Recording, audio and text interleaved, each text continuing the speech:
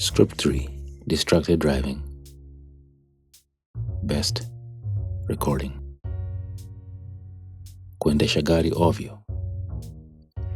Unaweza kufikiria sheria ya Alberta kuhusu kuendesha gari ovyo ni kama sheria ya simu ya mkononi. Lakini kwa kweli, sheria hiyo inazuia madereva kufanya mambo mengi sana. Hata wakati wamesimama kwenye trafiki ya mwanga nyekundu. Haya ndiyo mambo madereva hawaruhusiwi kufanya wakati wanapoendesha gari.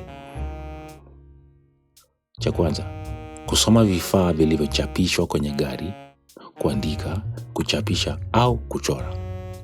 Cha pili, kujitayarisha kwa matumizi ya kibinafsi kama vile kusugua meno na kufua meno, kupaka urembo, kupiga nywele, kukata kucha au hata kunyoa. Cha tatu, kutumia simu za mkononi, kutuma ujumbe mfupi, yani SMS, au barua pepe. Ingawa ni halali kutumia vifaa vya mkono huru, hatari kwa usalama ni sawa. Usiingize taarifa kwenye GPS, usitumie vifaa vya kielektroniki kama vile kompyuta ndogo, michezo ya video, kamera au vichekesho vya sauti vya kubebeka kama vile vinasa vya muziki ya MP3. Unapozingatia kufanya yoyote kati ya shughuli hizi ukiwa kwenye usukani, fikiria tena. Angalia nje kwenye kioo cha mbele.